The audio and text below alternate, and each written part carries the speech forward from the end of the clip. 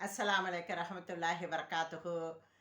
நமது நபிகள் நாயகம் ஸல்லல்லாஹு அலைஹி வஸல்லம் சொல்லி தந்த துஆவான அல்லாஹும்ம பல்லக்னா ரமதான். யா அல்லாஹ் எங்களுக்கு இந்த ரமதானை அடையும் பாக்கியத்தை தருவாயாக என்று அல்லாஹ்விடம் இறைஞ்சி வேண்டிக் கொண்டு இருக்கிறோம். இன்னும் சில தினங்களே இருக்கிறது ரம்தானுக்கு. அதற்கான எல்லா தயாரிப்புகளும் நாம் செய்து கொண்டு தான் இருக்கிறோம். நாம் வந்து ஒரு கோல் வைத்துக்கொள்ள வேண்டும். இந்த ரம்ஜானில் நாம் எதை செய்ய வேண்டும் என்று ஒரு கோல் வைத்துக்கொண்டு, அதை வந்து நாம் இந்த மாதிரி ஒரு டைரியில் எழுதி வைத்துக்கொள்ள வேண்டும். முதலாவதாக ஒவ்வொருத்தர் 5 வேளை தொழுகையாளியாக இருக்க மாட்டார்கள். ஆனால் அவர்கள் வந்து ரம்ஜானில் அவர்கள் அந்த கோலை வைத்துக்கொள்ளலாம். நான் 5 வேளை தொழுவேன். 5 வேளையும் நான் பள்ளியில் ஜமாத்துடன் தொழுவேன் என்று நாம் நியத் வைத்துக் கொள்ளலாம். இல்லையா, ஒவ்வொருத்தங்க வந்து அரபியில் ஒரு குரான் படிப்பார்கள். அவர்கள் வந்து மீனிங்கோட ஒரு குரானை படிப்பதாக நம்ம நியத் செய்து கொள்ளலாம். அதற்காக நாம் மீனிங்ஃபுல்லான ஒரு குரானை நம் கைவசம் நாம் வாங்கி வைத்து கொள்ள வேண்டும். அந்த குரானை நாம் வந்து முழுமையாக படிக்கலாம். இல்லாவிட்டால் நம்ம சிறு சிறு சூறாக்களாக நாம் நமாஸில் என்ன படிக்கிறோம் என்பதை நாம் பொருள் உணர்ந்து படித்தால் நல்லது என்று அந்த சூறாக்களின் மீனிங்களை நாம் இந்த மாதத்தில் நாம் கற்றுக்கொள்வோம் என்ற ஒரு கோலை வைத்துக்கொள்ளலாம். இந்த நாம் ஒவ்வொருத்தர் வந்து ஹிஜாப் போட மாட்டாங்க.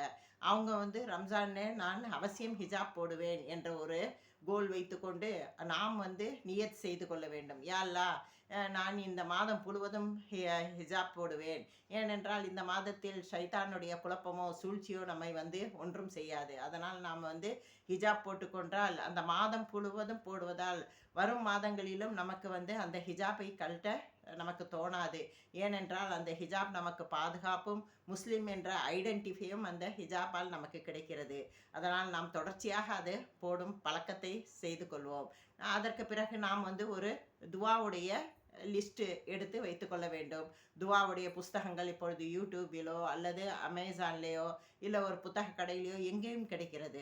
நாம் அதை வாங்கி வைத்து கொள்ள வேண்டும். ஏனென்றால் நாம் வந்து தஹஜுத்திலேயோ இல்லை சஹார் நேரத்திலேயோ இஃப்தியார் நேரத்திலேயோ நாம் துவா கேட்கும் பொழுது நமக்கு ஒவ்வொரு சமயம் நம்முடைய மூளையே நமக்கு பிளாங்காக இருக்கிற மாதிரி இருக்கும். அந்த சமயத்தில் இந்த குறிப்பேடை நாம் எடுத்து பார்த்தால் நமக்கு என்ன துவா கேட்கணும் என்பது நமக்கு வந்து தெரியும். ஆனால் அந்த துவாக்கள் வந்து அரபியில் மட்டும் இல்லாமல் அதற்கு மீனிங்கும் நமக்கு தெரியணும். ஏன்னா நாம் வந்து துவாவை படிக்கக்கூடாது, நாம் அல்லாவிடம் இறைஞ்சி கேட்கணும். அதனால் வந்து நம்ம பொருள் உணர்ந்து துவாவை கேட்கணும். அதுக்கப்புறம் நம்ம வந்து சின்ன சின்ன ஜிக்ருக்களையும் எழுதி வைத்து கொள்ள வேண்டும். சுபஹானல்லாஹ், அல்ஹம்துலில்லாஹ், அல்லாஹு அக்பர், சுபஹானல்லாஹி அலியுல் அதீம், இந்த மாதிரி சின்ன சின்ன ஜிக்ருகளை எழுத்து வைத்து கொண்டால் ஒவ்வொரு தொழுகைக்கு பின்னும் நாம் இதை படிக்க வேண்டும் என்ற எண்ணம் நமக்கு தோணும். இல்லையா, நாம் ஏதாவது வேலை செய்து கொண்டிருக்கும் பொழுதும் அந்த தஸ்பியை நாம் எப்பொழுதுமே நம் வாயில் நாம் சொல்லுவது போல இருக்கும். அதற்காக நாம் ஒரு தஸ்பியும் கையில் எப்பொழுதுமே வைத்து கொள்ள வேண்டும். நாம் வந்து தொழுகையின் பொழுது போடுவதற்காக ஒரு ஹிஜாபு, ஒரு புர்கா பூரா எல்லா கவர் செய்கிற மாதிரி ஒரு ஹிஜாபும் நாம் வந்து தயார் பண்ணி எடுத்து வைத்து கொள்ள வேண்டும். ரெடியாக வைத்து கொள்ளணும். ஒரு ஜானி மாசு, ஒரு தஸ்பி, ஒரு ஹிஜாபு எல்லாமே நம்ம வந்து எடுத்து வைத்து கொள்ள வேண்டும். அப்புறம் நாம் வந்து நம்மளுடைய செல்வத்தினுடைய ஜக்காத் எவ்வளோ கொடுக்கணுங்கிறத முன்னாடியே கால்குலேட் பண்ணிவிட்டு யார் யாருக்கு கொடுக்கணும், எத்தனை கொடுக்கணும் என்பதையும் நாம் வந்து லிஸ்ட் எடுத்து வைத்துக்கொள்ள வேண்டும். அப்படி எடுத்து வைத்துக்கொண்டால் நாம் சரியான நபருக்கு தான் போய் சேர்கிறது நம்முடைய பணம் என்பது நமக்கு தெரியும். அந்த சமயத்தில் குழப்பமடைந்து யாருக்கு கொடுக்கணுங்கிறது, எவ்வளோ கொடுக்கணுங்கிற இல்லாத குழப்பமெல்லாம் நமக்கு வராது. காலேஜ் பசங்களும் பிள்ளைங்களும் நினைப்பாங்க நாம் எப்படி ஜக்காத் கொடுக்க முடியும்ன்ட்டு. ஆனால் உங்களுக்கும் வந்து உங்கள் அம்மா அப்பா வந்து பாக்கெட் மணியாக ஏதாவது கொடுப்பார்கள். அதை நீங்கள் வந்து வருடம் முழுவதும் சேர்த்து வையுங்கள். சேர்த்து வைத்து ரம்ஜான் மாதத்தில் சதகாவாக உங்கள் கையால் ஏதோ ஒரு பொருளோ ஒரு உணவுப் பொருளோ அல்லது ஒரு பணமாகவோ நீங்களாக கொடுத்து பழகினால் பிற்காலத்தில் நீங்கள் ஜக்காத்தும் சதகாவும் செய்வதற்கு உங்களுக்கு மிகவும் இன்ட்ரெஸ்டாக இருக்கும். அது வந்து சரியாக முழுமையாக நீங்கள் வந்து நிறைவேற்றுவீர்கள். எல்லாவற்றுக்கும் மேலாக நாம் வந்து இதுதான் கடைசி ரம்ஜான் நம்மளது என்ற எண்ணம் நமக்கு எப்பொழுதும் இருக்க வேண்டும். ஏனென்றால் போன ரம்ஜானில் இருந்தவர்கள் யாரும் இப்பொழுது இந்த ரம்ஜானில் எத்தனையோ பேர் இல்லை. அதே மாதிரி அல்லாஹு தாலா நமக்கு ரம்ஜானு கிடைக்க அல்லாஹு தாலா அருள் செய்ய வேண்டும். அதே மாதிரி நாம் இந்த ரம்ஜான் கடைசி ரம்ஜான் என்ற எண்ணம் இருந்தால் நாம் அவசியம் நல்லபடியாக முதல் வக்தில் தொழுவோம். எல்லா ஜகாத்தும் சரியாக நிறைவேற்றுவோம். நம்மளுடைய எல்லா இபாதத்தும் சரியான முறையில் அல்லாஹ் பொருத்தத்தை நாடி நம்மளுடைய எண்ணங்கள் இருக்கும். ஆனால் நாம் அதற்கான முயற்சிகளை இதை நாம் எழுதி வைத்து கொண்டால் நம்மளுக்கு ஒரு முறை எழுதினால் நம்முடைய மனதில் நன்றாக பதிந்துவிடும்.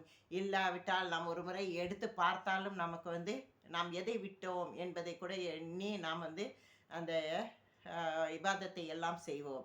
ஏனென்றால் அல்லாஹு தாலா நம்மளுடைய கடந்த பாவங்களையும் இவ்வருட பாவத்தையும் மன்னிப்பதாக வாக்களித்திருக்கிறான். அவனே தன்னுடைய அடியாளுக்கு அவனாகவே அருள் புரிவதாக நமக்கு வாக்களித்திருக்கிறான். நாம் இந்த ரம்ஜானை அழகு பெற சிறப்பாக அல்லாஹ்வுடைய பொருத்தத்தை நாடி எல்லா நோன்பும் கிடைத்து 1000 மாதங்களில் சிறந்த மாதமான லைலத்துல் கத்ரையும் நாம் அடைவதற்காக நாம் துவா செய்ய வேண்டும். அல்லாஹ் நமக்கு அடைவதற்காக நமக்கு பாக்கியம் தருவானாக. ஆமீன். அந்த கடைசி 10 நாட்களில் நாம் பர்ச்சேஸுக்காக வெளியே கிளம்பிவிடக்கூடாது.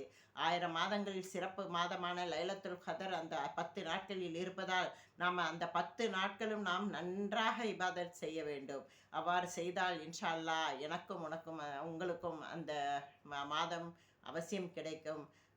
நான் என்னுடைய ரம்ஜான் வாழ்த்துக்களும் என் தில் தாதிமாவுடைய ஃபேமிலியுடைய ரம்ஜான் வாழ்த்துக்களும் உங்களுக்கு நான் சமர்ப்பிக்கிறேன். அஸ்ஸலாமு அலைக்கும் வரஹ்மத்துல்லாஹி வரகாத்துஹு.